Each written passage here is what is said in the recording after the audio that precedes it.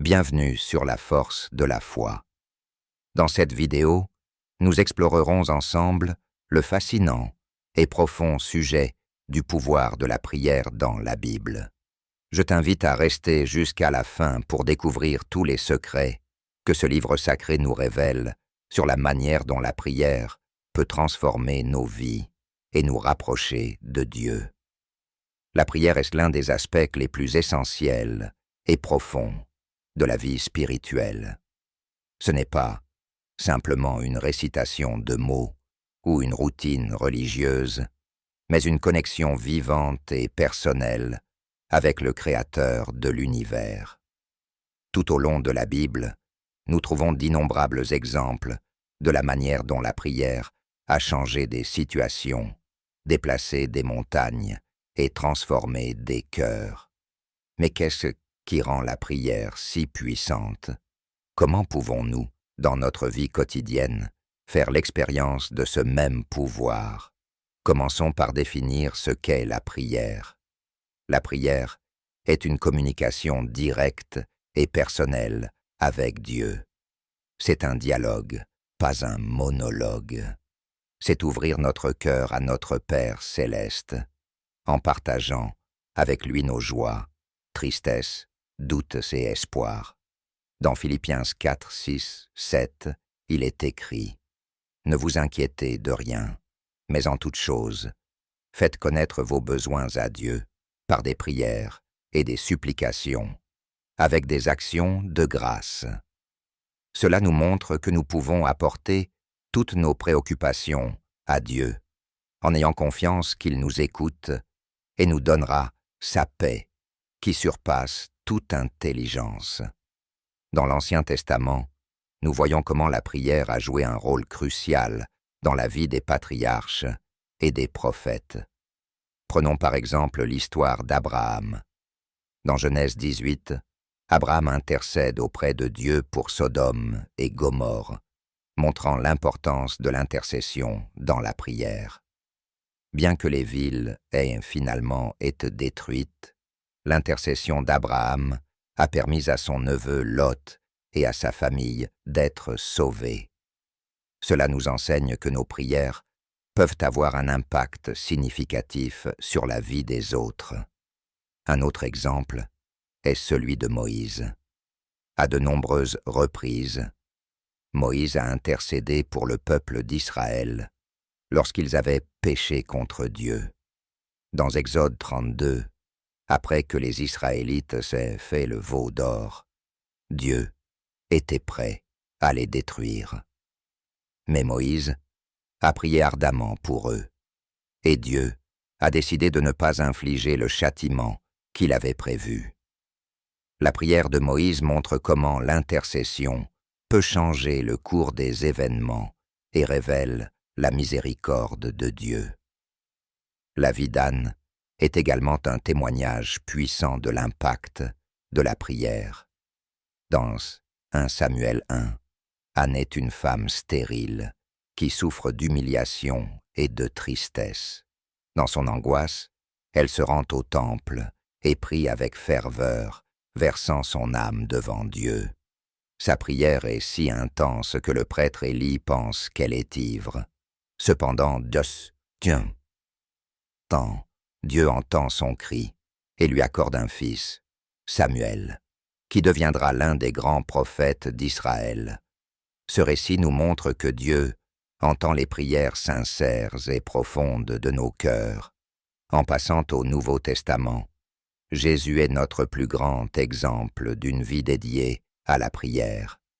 Bien qu'il soit le Fils de Dieu, Jésus se retirait souvent dans des lieux solitaires pour prier et être en communion avec le Père. Dans Luc 5, 1, 16, il est écrit « Mais lui se retirait dans les déserts et priait, avant de prendre des décisions importantes, comme le choix de ses 12 disciples. Jésus a passé toute la nuit en prière. » Luc 6, 12. Cela nous enseigne l'importance de rechercher la direction divine dans chaque aspect de nos vies. Jésus nous a aussi enseigner comment prier. Dans Matthieu 6, 9, 13, nous trouvons le Notre Père, une prière modèle qui englobe l'adoration, la soumission à la volonté de Dieu, la demande de la provision quotidienne, le pardon et la protection contre le mal. Jésus insiste sur le fait que la prière ne doit pas être une démonstration publique pour impressionner les autres, mais une communication sincère avec Dieu. Mais toi, quand tu pries, entre dans ta chambre, ferme ta porte et prie ton Père qui est là dans le secret. Matthieu 6, 6. La persévérance dans la prière est un autre thème clé que Jésus aborde. Dans Luc 18, 1, 8, Jésus raconte la parabole de la veuve persistante qui cherchait justice auprès d'un juge injuste. Malgré son indifférence initiale, le juge finit par céder à cause de son insistance. Jésus utilise cette histoire pour nous enseigner que nous devons toujours prier et ne pas nous décourager. Si un juge injuste peut être ému par la persévérance, combien plus notre Père céleste, qui est juste et aimant, répondra-t-il à nos prières? La foi est un élément essentiel dans la prière. Dans Marc 11, 24, Jésus dit « C'est pourquoi, je vous dis, tout ce que vous demanderez en priant, croyez que vous l'avez reçu, et cela vous sera accordé. » La confiance en Dieu et en sa capacité à répondre est fondamentale. Cependant, il est important de comprendre que la foi n'est pas un outil pour manipuler Dieu, mais une expression de notre confiance en sa bonté et sa sagesse. La prière a aussi le pouvoir de guérir et de restaurer. Jacques 5, 14, 16 nous instruit. « Quelqu'un parmi vous est-il malade? Qu'il appelle les anciens de l'Église et qu'il prie pour lui. Et la prière de la foi sauvera le malade, et le Seigneur le relèvera. » Tout au long des évangiles, nous voyons Jésus guérir de nombreuses personnes, et dans de nombreux cas, leur guérison est liée à la foi de la personne ou de ceux qui intercèdent pour elle. L'intercession pour les autres est une forme puissante de prière.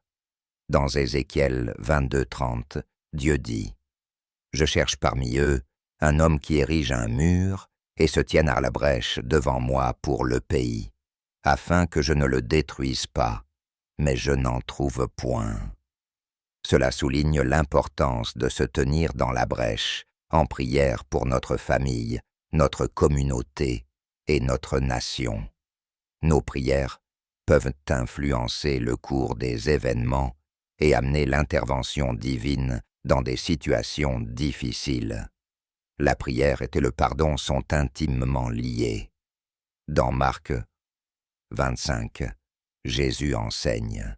« Et lorsque vous êtes debout en prière, si vous avez quelque chose contre quelqu'un, pardonnez, afin que votre Père qui est dans les cieux vous pardonne aussi vos offenses. » La rancune et le manque de pardon peuvent entraver nos prières. En libérant les autres à travers le pardon, nous ouvrons la voie pour que Dieu travaille dans nos vies et celles de ceux qui nous entourent. Il est également vital de comprendre que la prière est une discipline qui nécessite persévérance. Dans Colossiens 4, 2, Paul nous exhorte « Persévérez dans la prière, veillez-y, avec action de grâce. » La prière n'est pas toujours facile. Elle peut nécessiter des efforts et de la dévotion. Cependant, les fruits d'une vie de prière sont inestimables. La prière n'affecte pas seulement nos circonstances extérieures, mais elle transforme aussi notre intérieur. Dans 2 Corinthiens 3, du 18, il est dit que, en contemplant la gloire du Seigneur, nous sommes transformés à son image.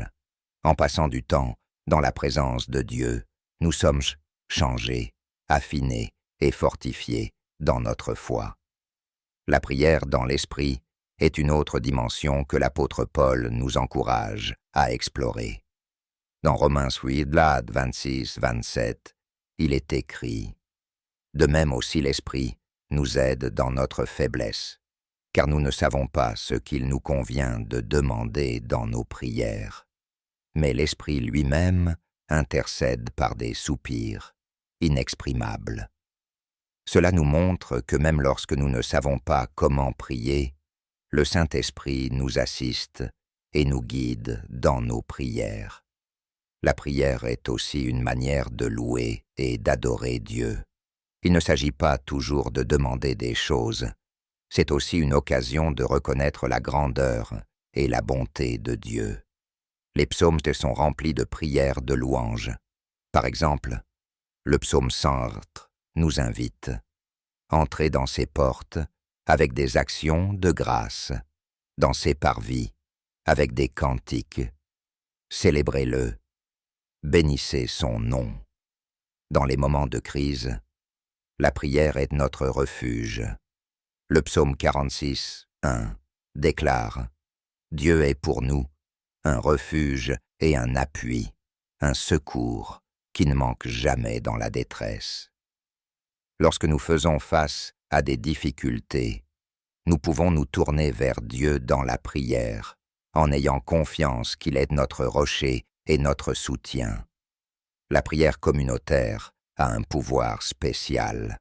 Dans Matthieu 18, 19, 20, Jésus dit « Je vous dis encore que si 2 d'entre vous s'accordent sur la terre pour demander une chose quelconque, elle leur sera accordée par mon Père qui est dans les cieux. » Lorsque nous nous unissons en prière avec d'autres croyants, il y a une synergie spirituelle qui peut apporter de grandes réponses.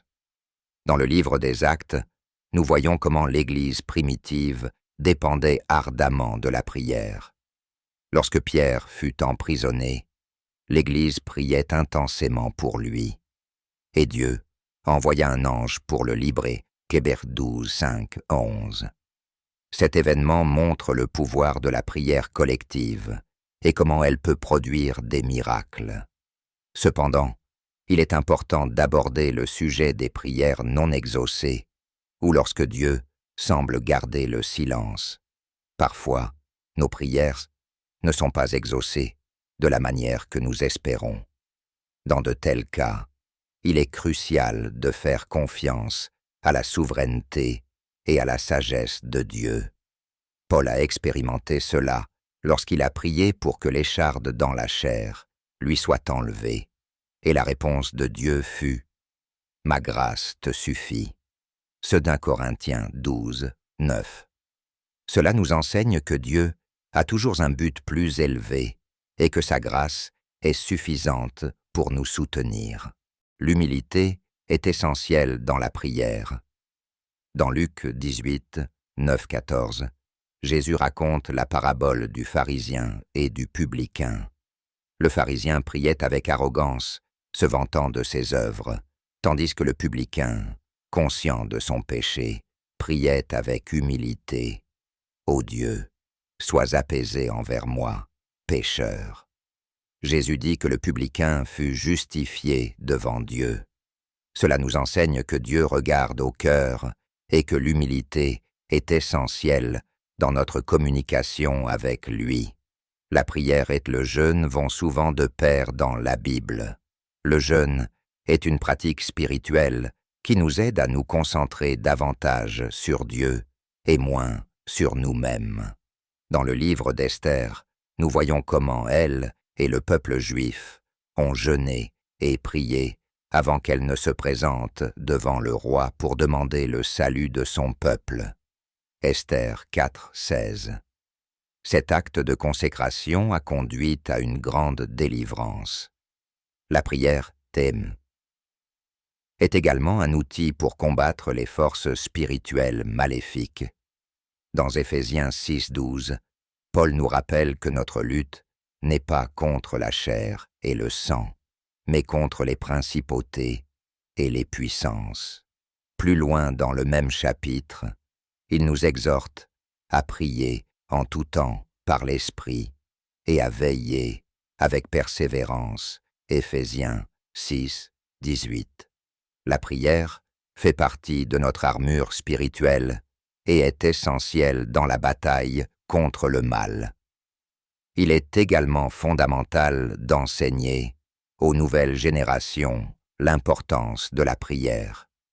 Dans Deutéronome 6, 6, 7, Dieu ordonne au peuple d'Israël d'enseigner ses commandements à leurs enfants, en leur en parlant à tout moment.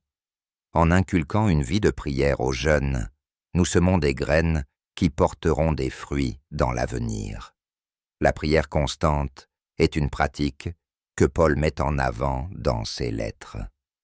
Dans 1 Thessaloniciens 5, 17, il dit « Priez sans cesse ».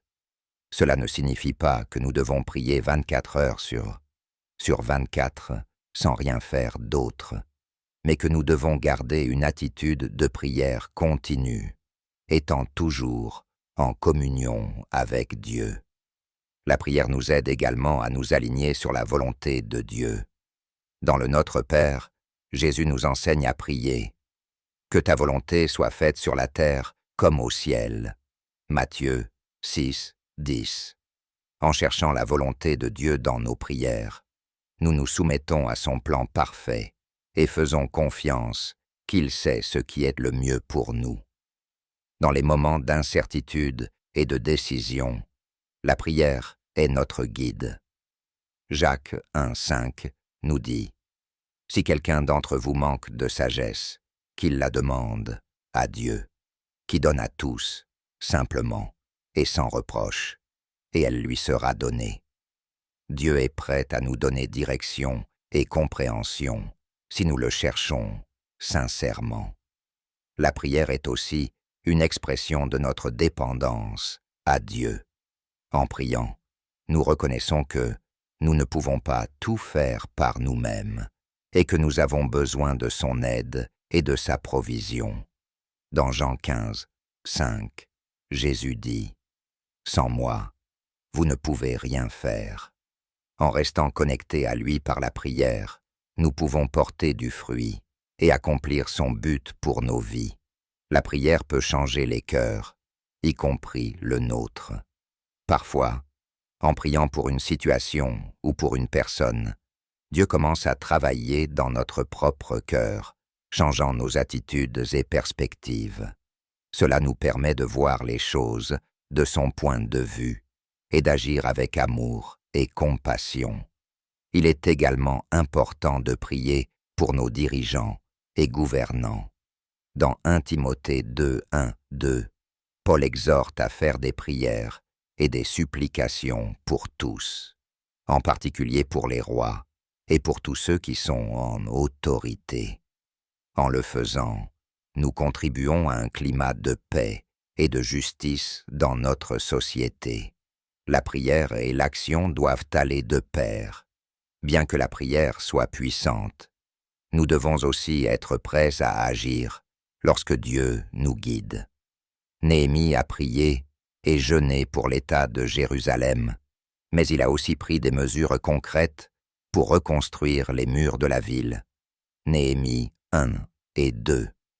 La prière nous prépare et nous pousse à accomplir le dessein de Dieu. La prière est aussi un moyen d'exprimer notre gratitude. Dans Colossiens 4, 2, nous sommes exhortés à prier avec des actions de grâce. Reconnaître les bénédictions de Dieu et le remercier pour elles renforce notre relation avec lui et nous aide à garder une perspective positive. Dans les moments de tentation, la prière est notre force. Jésus a dit à ses disciples dans le jardin de Gethsémane, « Veillez et priez, afin que vous ne tombiez pas dans la tentation. » Matthieu 26, 41. En étant en communion avec Dieu, nous recevons la force et la sagesse pour résister aux tentations que nous rencontrons. L'humilité est essentiel dans la prière. Dans Luc 18, 9-14, Jésus raconte la parabole du pharisien et du publicain.